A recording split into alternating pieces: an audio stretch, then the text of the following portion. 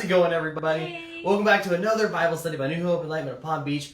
We have some new members to the group, so we want to welcome them. We're very excited you have joined in. Today's Bible study is going to be answering a question that a lot of people are still asking and are still confused about. So we want to clarify it today for you guys, and that's answering the question of, do Old Testament dietary laws apply today? Yes, that is. We keep hearing that question a lot. Yes, a lot of people are asking it, and the Bible actually gives us the answers a couple of times. So we're gonna go over that today for you today. That way, you guys know if the Old Testament dietary laws still apply to Christians today. Yep. And for all those new people who haven't met us before, my name is Holly, and this is my husband Joseph. How's it going? And we are so excited. We do these every Wednesday live, so make sure that you keep track of that. We do try to do weekly quizzes, just Bible quizzes, and we normally do the reveal during our live Bible study, so I'll make sure to put that in the comments below when we are done. Yep. All right. So let's dig into this. Let's start off. We are in Mark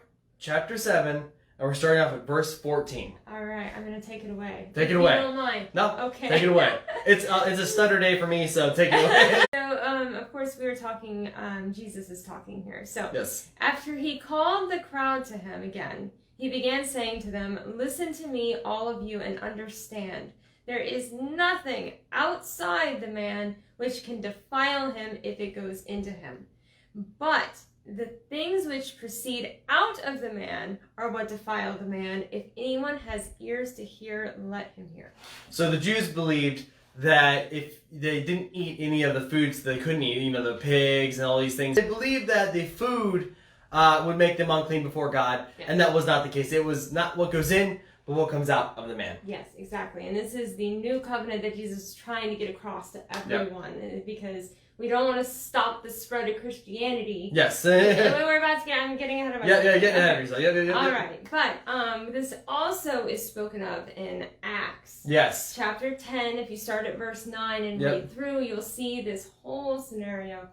Please tell me if I'm starting to talk over something you were about to talk about. No, you're fine, you're fine. So we go over this whole story of where Peter is actually put into a trance by God, and he's revealed, God says, kill and eat, and he's showing him all these animals that the Jews were told were unclean. So Peter says, "Hey, I've never eaten an unclean animal." No. And they're like, God, don't say it's unclean. God has cleansed it. Yes. There it is. Absolutely. And so there it is again in Acts chapter 10, verses 9. You go on through all the way past 16. You'll start to see the whole story as it unfolds. You see the whole vision, the whole trance that he has. And so, Jesus talks about it, but we're going to go into a little bit further with what Jesus had to say. Staying in Mark chapter 7, now we're verses 17. When he had left the crowd and entered the house, his disciples questioned him about the parable. And he said to them, "Are you so lacking in understanding also? Do you not understand whatever goes into the man from the outside cannot defile him, because it does not go into his heart, but into his stomach, and then it is eliminated. Thus, he declared, all foods are clean." So there it is. There's the answer to the question. We're going to go through a little bit more, but there is the answer. The answer is no. Yeah. And because of that, that was the Old Testament, and it was so hard for them to understand that the food wouldn't make them unclean, because that's what they were raised with, that's what they knew. Yes. This is how it is, and this is how it will always be. Well, it was changing. Right. It is no longer that way. It doesn't have to be that way. It's not what you eat that'll make you unclean. It's what's inside you and what comes out of you that'll make you unclean. Right. Food goes into the stomach, it's gone. Right. It's eliminated. It doesn't go into your heart and corrupt you. Oh, but we're about to get into that deeper stuff right here. So what is he talking about when he's saying the stuff that comes out of you? So now we're skipping down to verse 20. And he was saying, "That which proceeds out of the man, that is what defiles the man. For from within, out of the heart of men, proceed the evil thoughts, fornications, thefts, murders, adulteries, deeds of coveting, and wickedness, as well as deceit, sensuality, envy, slander, pride, and foolishness. All these evil things proceed from within and defile the man." Yeah. So many people will think, well, I'm a good person, so I don't have any sin. I'm speckless. I don't have, the Bible tells me not to judge and to take the plank out of my eye before I help someone with their splinter. Well, I don't have a plank. And so many people believe this. Right. But how many times you go through the day and you realize that Romans 3 verses 23 was correct. For all have sinned and fall short of the glory of God. Right. And that's how it is. I mean, even if you in a moment you're sitting there, you go by someone, it's your neighbor, and last time they put a nail behind a tire and they popped it because they just don't like your new haircut. And so now you're mad at them, but that anger, that hate is the same as murder. Right? For Jesus, that is what it is. So if you hate someone, that is the same as murder. So in that case, how many people are murderers?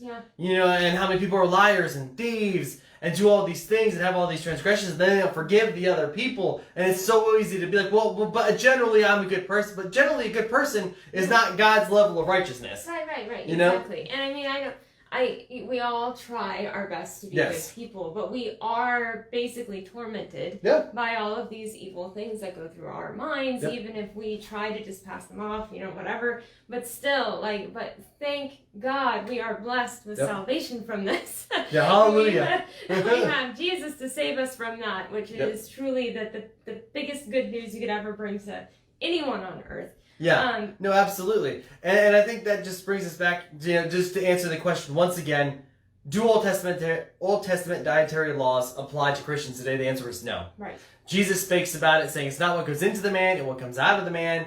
God gives Peter a revelation, a vision that he sees, and he's like, listen, it's clean, eat it. Go kill and eat. Yes. And although Peter still was a little apprehensive, and he was like, well, but I've never eaten anything unclean. He's like, it's not unclean anymore, eat it. Which, I mean, if we start digging a little deeper as to why God created this new covenant for us, why everyone is now, you can eat. It's okay. All foods are okay now. Well, if Peter had stuck in his, ways, his stubbornness of, no, Gentiles, they're unclean. I can't associate with them. But no, God wanted his gift of salvation to go to everybody. For everyone. So he's like, no longer. And you'll read, when you read in Acts, how Peter then goes to these Gentiles, to the centurion's house, and he starts converting all of these people. And that is what is so, it seems like something silly, right? We're just talking about food, but really it had such a massive impact on the spread of the good news of Jesus Christ. So long story short, nowadays, you can enjoy bacon. Yes. And there it is. So Old Dietary Testament laws no longer apply to Christians today. You can find that in Mark chapter 7, going from verses 14 to 23. And then Acts, you go to chapter 10, verses 9, you read down from there. There's two places where they talk about how Old Dietary Testament laws no longer apply. And so you no longer have to worry about that. And that should answer the question. I'm sure people will still ask it in the future. But people do ask that, and we want to make sure that we answer that because, when you have a question, it turns out the Bible always has an answer. So all you gotta do is read the Bible and you'd find out, And we do see a lot of times people will come up and they may even try to kind of bombard you with questions, trying to call you out for not following your own Bible. But no, that's where we really hear it a lot. Is people, well, have you ever eaten seafood or pork or something like that? Well, it's like, okay, but what you don't know is the new covenant. Like the fact that all of these things happen. So we just wanted to bring that Jesus said, no, that's not how it works. That God, sent down this vision. No, that's not how it works. Right. This is the Bible. This is what it's telling us. Yes. You are free to eat food. Yes, please. So enjoy. Eat what you want. And in moderation. In moderation, yes.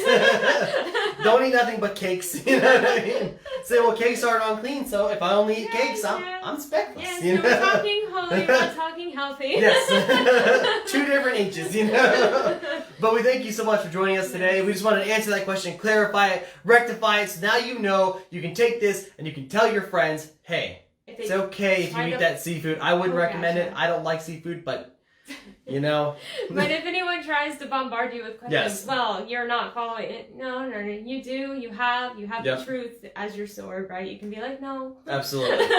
So we thank you so much for joining us. We can't wait to see you guys on this Sunday when we have our sermon. And we thank you all for becoming a part of our family, joining our community. And it is, I can't speak today. It has been amazing to have you all here. And we will see you again this Sunday and then next Wednesday as well for our next Bible study. Absolutely. Thank you guys so much. God bless. God bless everybody. Have a good one.